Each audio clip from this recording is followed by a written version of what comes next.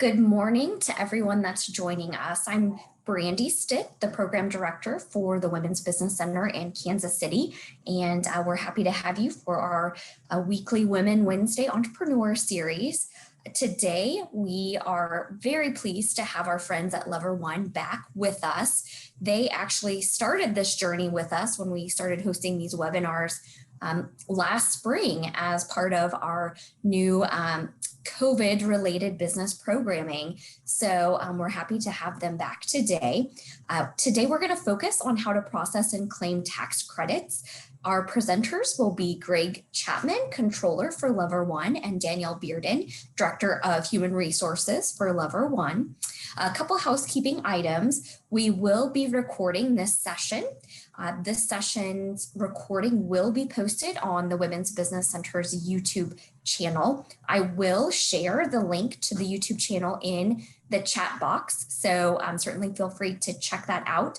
We have been posting all of our recorded webinars on our YouTube channel, so certainly if there are sessions you have missed, feel free to visit our channel and you can check those out. If you have questions, you're welcome to use either the Q&A feature or the chat feature, and we will be monitoring those throughout the session so we can help direct Danielle and Greg to any questions that you may have. So again, welcome. And at this time, I'm going to hand it over to Danielle and Greg. Yes, thank you so very much. It is crazy to think about that we started on this journey a year ago. Yeah. So that was kind of crazy to think about. So thank you for the introduction. I'm going to allow Michelle to share our screen so we can move forward in that direction. But yes, we are here from Lever One, which is a local PEO company situated down by the River Market. My name is Danielle. I'm the Director of Human Resources for Lever One. So we, as we said, are a PEO or professional employer organization. And we ultimately operate to outsource HR, payroll, benefits, accounting services to clients nationwide to allow them to focus on the growth and sustainability of their own business. We are super excited to be a part of presenting today. These COVID regulations and guidances and acts that come out are ever changing. So we always have a job to do for sure, job security. But joining me today is our controller from Lever One, Greg Chapman. And Greg, if you wouldn't mind sharing a bit about yourself. Sure, thanks, Danielle. As she said, I'm the controller with Lever One. I've had about 6 years experience in public accounting, and I've also got private accounting experience. I was a controller within the company for about 10 years. And right now we're focusing on taking care of all of these different tax credits that have been initiated. A lot of them started back in 2020, and they've been updated several times. So once we get to that section, that's going to be our primary focus, is looking at how they've been updated for 2021 and multiple times, and also how the quarters will be affected differently depending on which update that occurred. There's also several different loans and other options available along that the federal government has provided along with those credits. So with that, I think we're probably ready to start. Yep, go ahead, Michelle, if you wouldn't mind kind of going through the first couple of slides. There's us, there's our speakers, and we'll go on into it. We've already explained about Lever One, so let's get into it. So the American Rescue Plan Act is really what we're talking about today, and that is what has triggered these payroll tax credits and such. So to bring it full circle, this is the start of it. So on March 11th is when this American Rescue Plan Act of 2021 really was signed into law. And it doesn't require, for those of you who remember, we talked about the FFCRA, or Families First Coronavirus Response Act, which required paid and emergency family leave. This act does not extend or expand necessarily the mandates for you to provide those, but what it does is it allows voluntarily employers to choose to continue to provide these types of leaves, COVID-related reasons, of course, but then also those FFCRA tax credits, the extensions and expansions of those, and then truly incentivizing our small and mid-sized employers to be able to provide that paid time off for FFCRA and a new set of COVID-19 related reasons.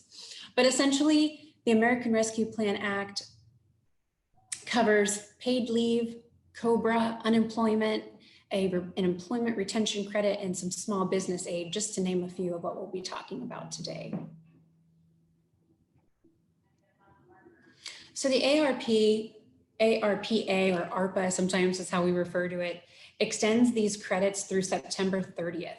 So if you as an employer voluntarily choose to continue to offer emergency paid sick leave or the expanded FML through the FFCRA, this act says, okay, if you choose to voluntarily keep offering that paid leave, you'll still get these tax credits and you'll still get them through September 30th of 2021. So what we try to guide here is that employers need to make their own decision, right, regarding whether to maintain their paid leave policies, really based on their workforces and current economic situation. So I want to touch on this first and foremost before we go into the details. A lot of times we get questions from employers on whether or not they should choose to continue to offer this paid sick leave. And really, it's an individual choice. What we encourage employers to consider are their specific circumstances.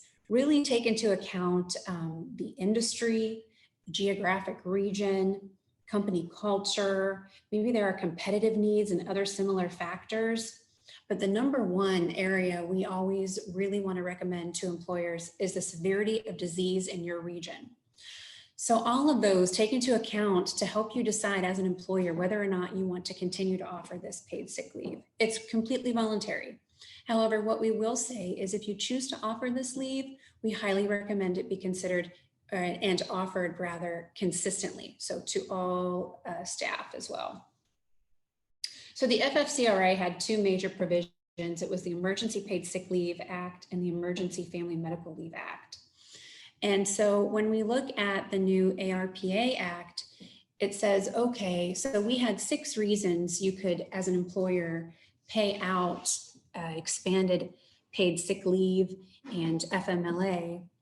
But now with this act, it's going to add 3 additional reasons if you choose to offer this, that employees could be eligible for this paid leave or expanded FMLA. And those reasons are here. So the employee is obtaining a COVID-19 vaccination, the employee is recovering from an illness related to receiving the vaccine, and the employee is seeking or waiting for test results or a medical diagnosis.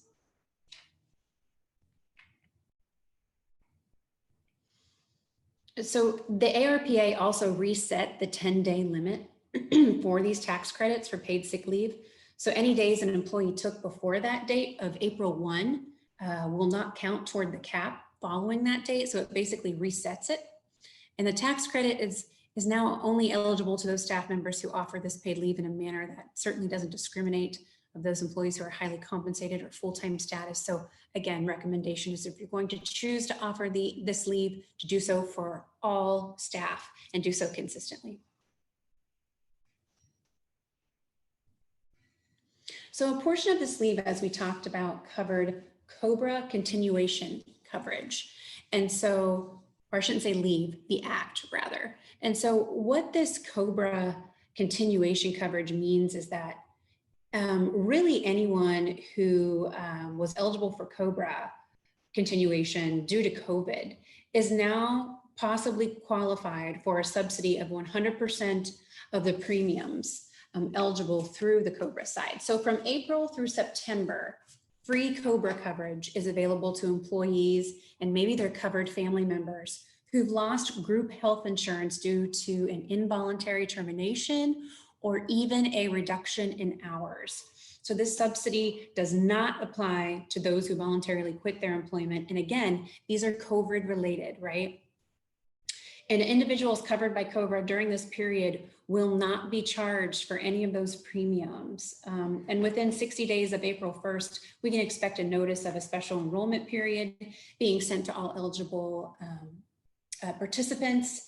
And due to these prior deadline extensions, this group will also, those who lost coverage at the start of the pandemic really could qualify to regain it if there is a qualifying event. So this was something really big with the ARPA Act that came out. So now people in COBRA, again, who have maybe lost their jobs involuntarily through purposes of COVID, could now have COBRA premiums 100% subsidized.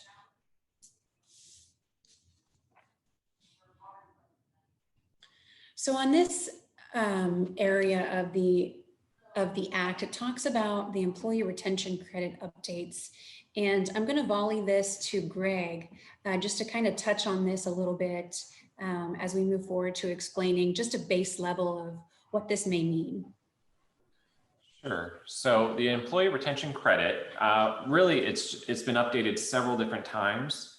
It was originally enacted through the CARES Act in 2020, but then has been updated through the Consolidated Appropriation Act of 2021, and then again through ARPA. So the second amendment was to get coverage qualified through Q1 and Q2 of 2021, and then ARPA extended that through Q3 and Q4 of 2021, effectively covering the full year. It allows qualifying employers to claim a credit for wages paid to workers they retained on their payroll during the pandemic, and it also qualifies employers to request a claim of credit for those that they continue to pay due to either a partial or complete closure of their business.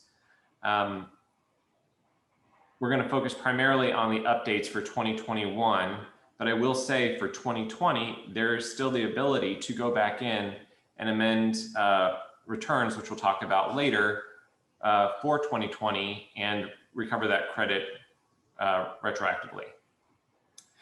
For 2021, the credit was increased from 50% to by 20% to 70% for 2021. This made it allowable for employers to be eligible to receive a credit of up to $7,000 per quarter. This is an update from 2020, wherein it was for the remainder of the year, Q3 and Q4, it was only a total available of $5,000 with qualified wages of $10,000. For 2021, this eligible credit is $7,000 per employee per quarter, which if an employee earns $40,000 in covered wages, then the employer is eligible to receive up to $28,000 in credits for the year. There's some other things of note. Certain governmental entities are now eligible for the credit. With the original passage in 2020, governmental entities were not allowed, but with the update, certain colleges, universities, and hospitals are now no longer prevented from requesting this credit. The ERC is now available for eligible employees for all quarters, and the recovery startup businesses can qualify for up to $50,000 per quarter. Now, this applies to businesses that were not in operation as of February 15th, 2020. In the previous versions of this credit, it excluded all businesses that had not been in service, but with the ARPA adjustment for Q3 and Q4 of 2021, they're now eligible to claim that credit as well, provided that they have an average annual gross receipt of less than $1 million.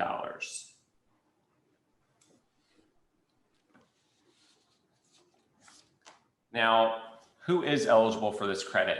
We kind of talked about some different entities that have been made eligible for it with the modifications. Effectively, an eligible employer is any business, including tax-exempt organizations with fewer than 500 employees. Now, that is another update from 2020.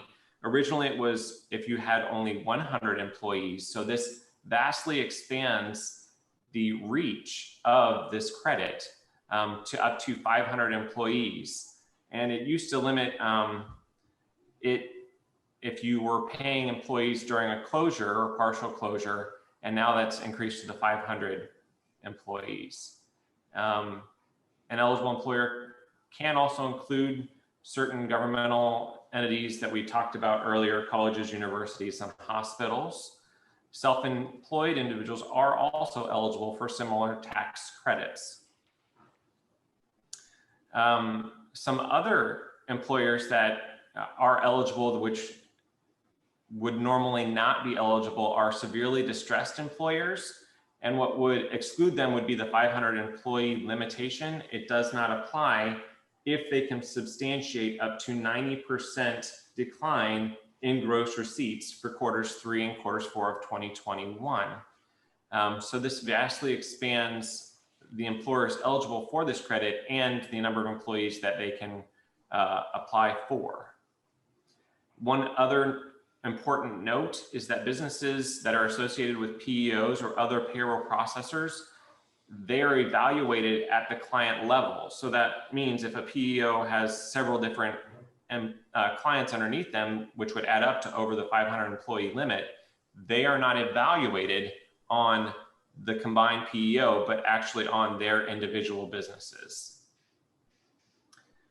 Also beginning in 2021, the employer needed to experience only a 20% decline in gross receipts compared to the same quarter in 2019.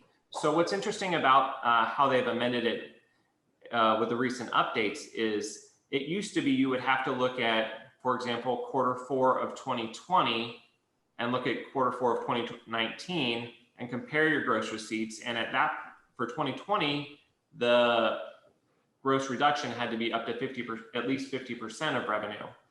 Now with the 2021 releases, you can look at Q1 2021 to Q1 2019 and determine if you have a 20% decrease, or you can become eligible for quarter 1 2021 looking at Q4 2020 and comparing that to quarter 4 2019. There are some special rules that apply to companies non-existent. We've kind of already talked about that. So if you started your business after February 15, 2020, you can also be eligible for this credit for quarters 3 and quarters 4. One thing to note with eligibility is the wages that are allowed. First of all, owner and an owner's spouse's wages are eligible for this credit, but not direct relatives of owners, such as children, parents, and siblings. Another important note for the wages is that you look at gross wages and then add in health insurance benefits. So potentially, even if the employee does not receive the full $10,000 per quarter, which you're matching at 70%, you may still be able to reach that $7,000 based on the employer's contribution to health insurance benefits. One thing of note and a warning is to be aware of all of the different credits and how they interact, because the federal government is very clear that they are against any type of double dipping. As you can see from this slide, there are many, many different credit availabilities or grants or loan options that could double dip. For example, the PPP loan that was issued in 2020 and made available in March of 2020, you cannot use the funds for the ERC that you are also using to cover through the PPP loan.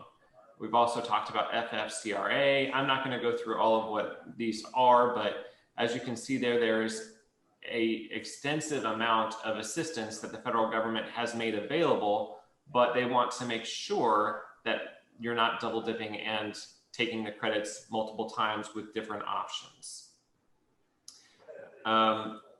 With the additions of these new, of the additional quarters, there were some political divisions that were added, colleges and universities, but state and political subdivisions are still prohibited and cannot take part in the credit. One of the main warnings that I would say when you're evaluating whether you want to make use of this credit or apply for it, is make sure to completely document your determination of eligibility and the procedures for determining your eligible credit amount that you're requesting. What's interesting about this specific credit is that you qualify on a quarterly basis. So I don't want you to assume that just because you don't qualify in, say, Q1 of 2021, that makes sure that you don't qualify for the remainder of the year. Each quarter is evaluated independently, and so you could qualify for Q2 if you saw a downturn, or say your January 1 is a great banner quarter for you, but then you see a decline in Q3 of 2021, that still makes it eligible for the credit at that time. One of the other things to note is that you don't have to qualify for the 20% reduction in earnings. You could qualify if you had a partial or complete shutdown. This could be mandated by the government or by your locality. What they are saying for qualifying based on solely on a full or partial shutdown or closure is that this must have created a more than nominal impact on the business. And what the IRS has determined is more than nominal is at least a 10% revenue generation from those partial closures of the business.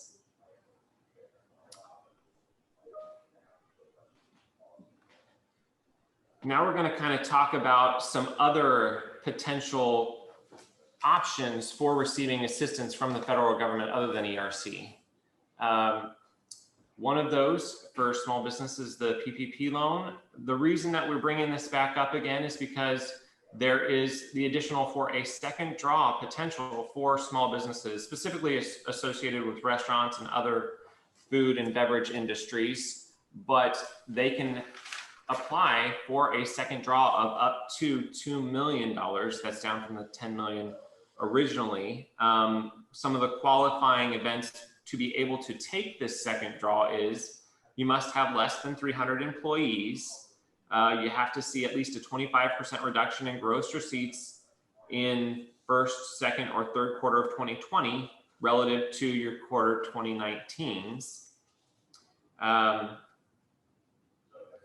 They are waiving the credit for elsewhere, whereas with the original PPP, there was instructions where you would need to try and attempt to obtain funds through other sources. They are waiving that for this second drawdown if you apply for it.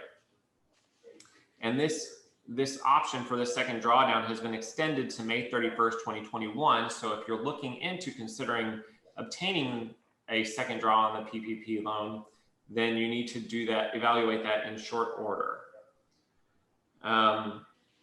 It does retain the same evaluation for salaries, which is $100,000 annual salary for employees. So that would be the cap, and it's evaluated the same way where you're looking at 2.5 months of average salary per employee. As far as terms go, they remain largely the same, with an interest rate staying at about 1%, or at 1%, I apologize. Another potential option is we mentioned this before, that could have implications for double dipping, is the Shuttered Venue Operators Grant. Now this is primarily focused on live venues, theatrical producers, live performing arts, museums, and movie theaters. That is the target for this grant. And they're looking to provide grants up to 45% of gross earned revenue, and up to a total amount of $10 million. They must have been in operation as of February 29th, 2020. And any PPP loans that have already been received will reduce the eligible amount of the grant. The federal government has also add an additional $15 billion, which will be available through the Economic Injury and Disaster Loan through the SBA. Now, please remember that loans are not all created the same. This is they will prioritize this for funding to employers with less than 10 employees, and there are some significantly different identification of the terms of the loan. First of all, the max loan is capped at $500,000, and the repayment term is 30 years. There's potential for under the EID for this to be forgiven, but it's not almost guaranteed. Whereas the PPP, there's an assumption that the loan will be forgiven when applied. Additionally, whereas the PPP loan did not require any type of collateral, if you're requesting a loan in excess of $25,000, there will be a collateral requirement. So all of these things combined, the whole purpose of this meeting was, so how do we apply for this? Well, the primary focus of employers for requesting this credit will be through the Form 941. It's an employer's quarterly federal tax return. With this return, you report your wages, and both for Social Security taxes and Medicare taxes, the withholding from the employees, and the employer's share of both Social Security and Medicare taxes. There are agricultural employers that will be filing a 943, which is an annual return instead of a quarterly return with the 941. But the primary form will be the 941. And at this point, you will be filing that. The option is you can start reducing your liability payments or your deposits throughout the quarter if you have determined early on that you will be eligible or that you are eligible for the ERC credit. If you determine it based on, for example, fourth quarter of 2019 compared to fourth quarter of 2020, and determine that you do have a 20% reduction in revenue for quarter 2020, then you would be eligible to participate in this as of quarter 1, 2021, and you could begin reducing your deposits that you make dependent upon your amount currently while you're going through the quarter. Then as you get to the end of the quarter, you would be filing the 941 to notify the federal government of your earnings or wages paid and the credit that you were requesting. You would report through a Schedule B how the liability is created throughout the quarter. I do want to make you aware that the 941 forms are continually changing. With the COBRA option that was made available through ARPA, there will be another 941 modification for quarter 2. Quarter 1 for 2021 was just recently released in March. And my guess is that there will be another 941 released sometime in second quarter of 2021. Another option for requesting the credit is through a Form 7200. This is effectively asking for an advance on payments that you anticipate to make for the quarter. And the amount that you can request is capped at 70% of the average quarterly wages paid in 2019.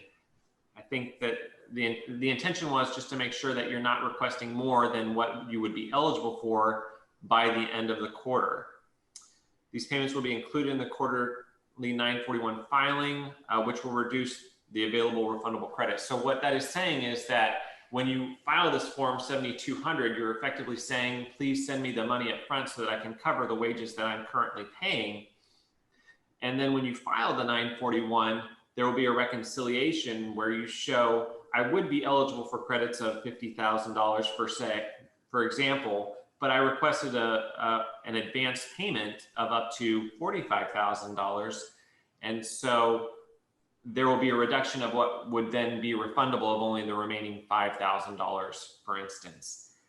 A couple of things of note in regards to claiming these credits. as I said before, 2020, you can still file amended returns for the 941s that you filed in 2020 to retroactively request this credit.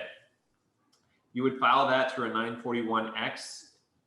More than likely, if you filed 941s in the past, you'll file through a 941X. Unfortunately, one of the problems with the 941Xs is they are not currently being accepted electronically. So you would have to file a manual copy and mail it in, which will delay the amount of, or the timing for when you will receive the funds in return from the IRS, but at least there is that option.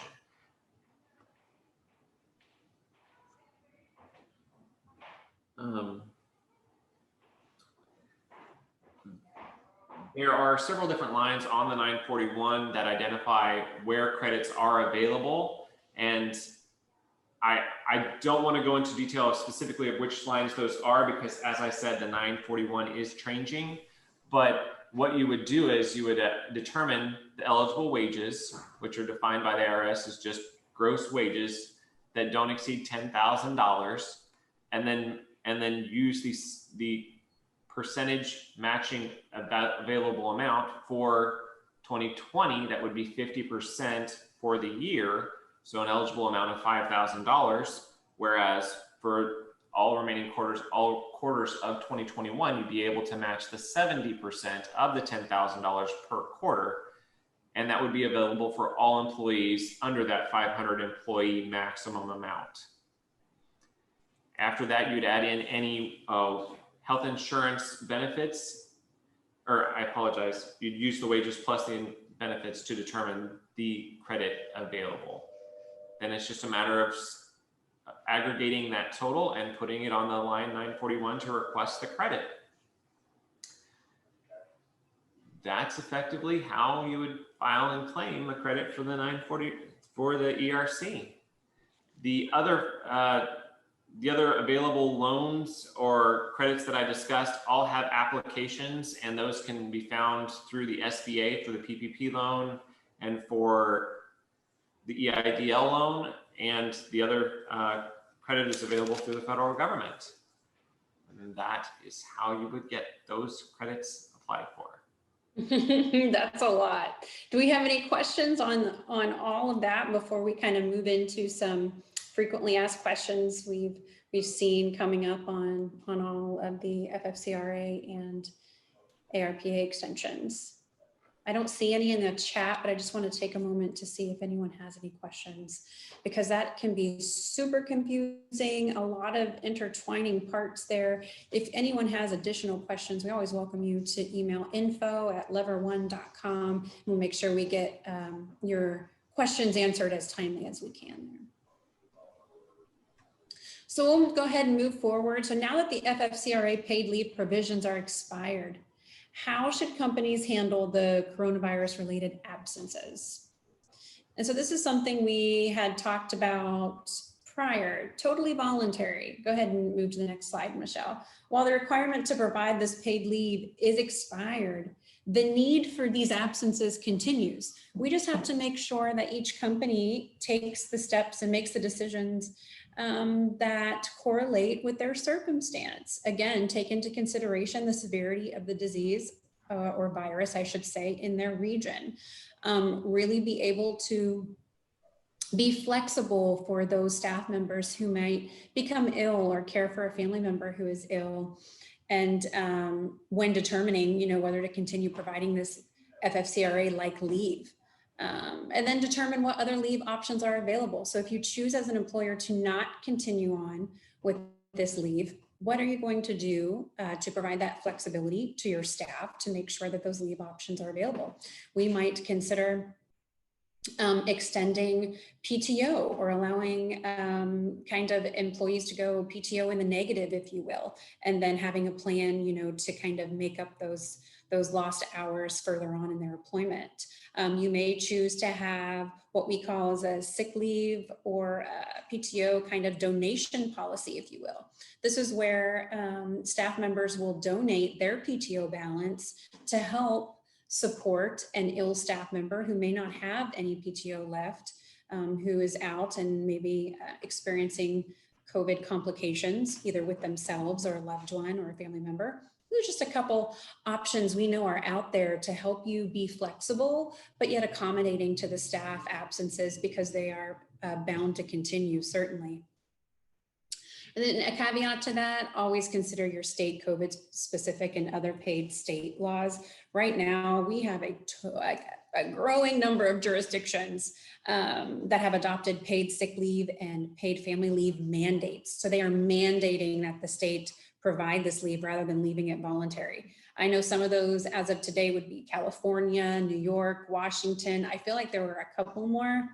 And Greg, feel free to chime in if you can think of any more, but I know those are the states that came out with that and adopted those mandates, but we totally expect more states to come and consider adopting these paid leave laws. But it remains to be seen whether efforts to provide this paid leave at the federal level will be successful, right? So it may be possible given some interest in the topic and in the past, but there's never been a single bill that's really been quite this large. And the president really both have promised that it's only the start of the agenda. They understand the need. And so we just roll with these acts. We understand the provisions. Of course, there are always questions and some loopholes behind them. So as we move through and we discover some loopholes, we're here to kind of talk through them with you. You can go to the next slide. So under the ARPA, can we offer to extend just emergency paid sick leave or the expanded family medical leave, or must both be offered to be eligible for the tax credit? We get this question a lot, and really there doesn't appear to be any requirement to offer both types of paid leave in order to receive the tax credits. Again, the DOL is yet to provide guidance on this, and we're watching this as closely as we can. It's likely employers may offer one or the other or both and still receive a tax credit. It's just the DOL has not come out with the confirmed guidance on this. But again, if you're going to choose to offer it, do so consistently to all staff. Eligible staff, I should say. So can I require an employee to use his or her accrued paid time off and still claim the tax credit? So paid leave under the FFCRA was an addition to an employee's other leave entitlements. So no, an FFCRA like voluntary plan in 2021 must provide the same to claim the tax credits. So again, we weren't, when the FFCRA came out, we weren't mandating staff members to use their PTO, and it's the same here. If you qualify and you're going to be offering this leave and expanded leaves, they aren't required to use their PTO and should not be required to use their PTO. Can an employer receive tax credits for the COBRA subsidy, FFCRA-like paid leave, and the employee retention credit simultaneously? So there's no double dipping rule, and Greg kind of touched on these as well with tax credits. So employers claiming 2 or all 3 credits, they really need to ensure that their claim on the appropriate amounts for each is documented as such, and the COBRA subsidy creates a 100% tax credit, right? As the other 2 credits allow for qualified health plan expenses to be included in that calculation of applicable tax credit due. So really, we can't double dip with these tax credits. So we need to make sure which one we're going to go for and have our documentation there accordingly. So what tax credits are available for employers that offer this related paid leave under the ARPA? As we said, and just a reminder, an employer that continues to provide this leave can claim tax credits provided from January 1 through September 30th, 2021. These are the tax credits for the paid leave. It also expands the qualifying reasons that we talked about at the start of this. It added 3 qualifying reasons to the 6, so now we have 9. And in addition, employers can voluntarily offer another 10 days of paid sick leave. So again, if you have staff that have already used this paid sick leave, it resets. And so you'll again receive a tax credit for doing so. So that certainly concludes our presentation today on the tax credits in the American Rescue Plan Act. There's one item I didn't touch on, and I want to make sure I do before we open it up to any questions, and that is the extension of the federal pandemic unemployment insurance. I totally didn't touch on that, and I want to make sure I do.